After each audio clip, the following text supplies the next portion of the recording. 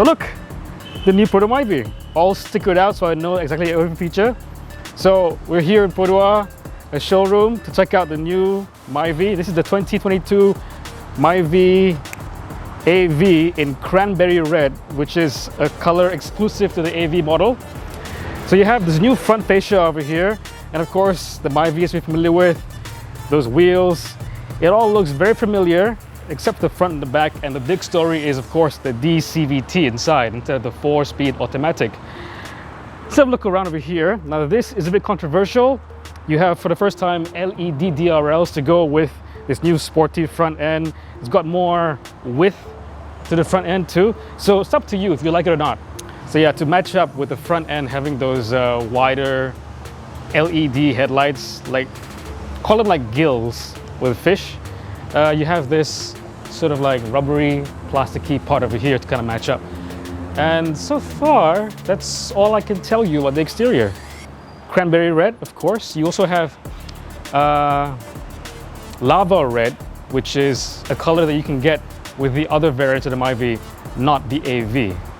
So the majority of new things that you would actually feel in driving in the new Myvi is under this bonnet, but you can't really see it because it's buried under. It's the D-CVT transmission. So dual mode, continuously variable transmission. But above that, or next to that, you get the 1.5 liter engine as we're used to. So this produces 102 horsepower and 136 Newton meters of torque. And that'll get you from A to B just fine. But it'll get you from A to B more efficiently and maybe even more enjoyably with the D-CVT. So this Myvi in AV spec comes in at 58,800 ringgit.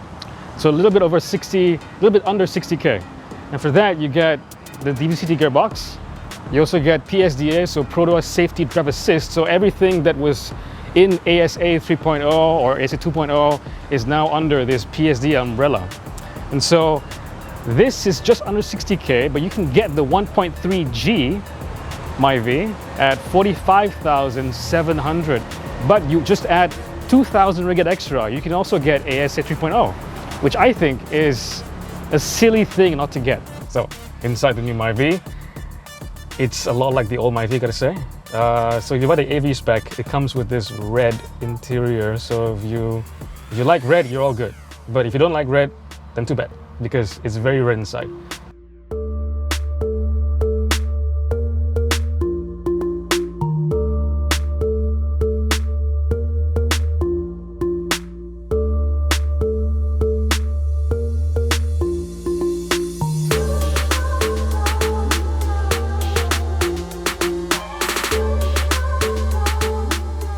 Okay, so at the back, I can't really say much besides this is very Myvi again. And you do get the leatherette seats, which you actually unzip over here. It's nice to look at from the back. From the front, of course, you get the most amount of red. And at the back as well, these perforated leatherette seats in red. Red seat backs, red cushions, red side bolsterings. So plenty of red as well. A lot of leg room, a lot of headroom, even though it's me, quite a lot of headroom for me. And it's a nice place to be, comfortable, you can actually just stretch out. But again, it's very Myvi.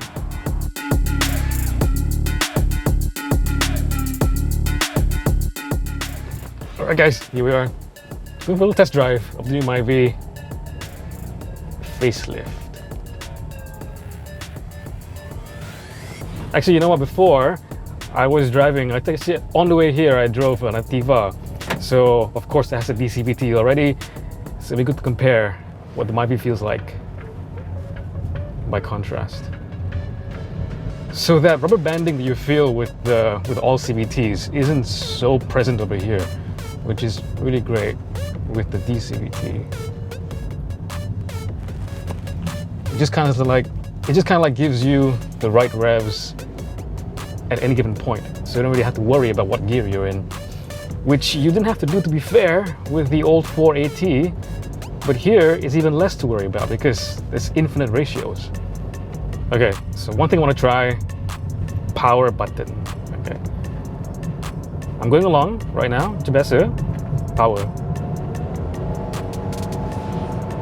In the Ativa, I noticed that you press power button and actually it gives you more revs more of the time, and also the throttle is more sharp, so it gives you a lot more throttle response for a bit of actuation.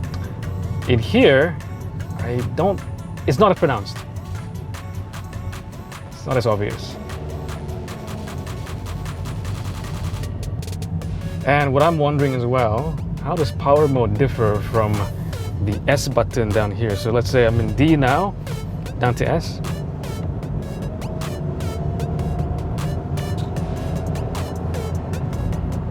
Okay.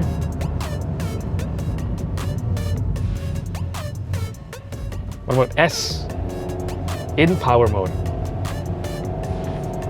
Power mode. Okay, more pickup. You can feel that. Turn on power mode. It kind of relaxes. Back to D. Revs climb down. All right. Okay, that one thing I want to try is the B down here, which I think should be pretty close to like engine braking or the low gear. So here we go. Right. Okay.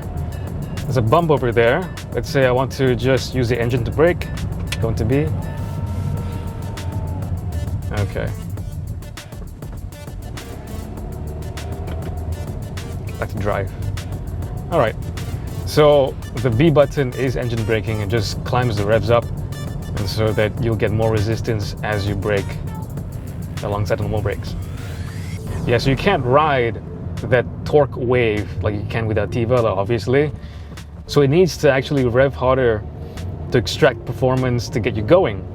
The Activa is a bit more seamless, a little bit more, not effortless, but a little bit more subdued, a little bit more, because it has that wave of torque, even though it's 1 liter. You have to, it behaves differently because this has to access peak torque at like 3,000 RPM, 4,000 RPM. So you would get more noise, you would get more engine noise. Let's try using this car like you would every day without testing it out. Let's say, all right, I got a bit more of a opening over here. Maybe S and power mode. See, 3,000 RPM, 3.5. Okay, brake. Braking with my foot, and engine braking. Oh, quite a lot of engine braking. Nice. Back to drive. It's calmer again. There's less of that stepped action that you would get maybe with the Honda or Toyota, where you feel the gearbox trying to emulate an 8-speed or 7-speed gearbox. This is more up and down like a CVT would be. So yeah guys, that was it. That was a little brief drive, a little closer look at the new powertrain, the new gearbox in the new Myvi facelift. But the real test would be how much more fuel consumption or how much less fuel consumption will this offer with this D-CVT gearbox offer over the older 4-speed automatic. I guess we'll find out.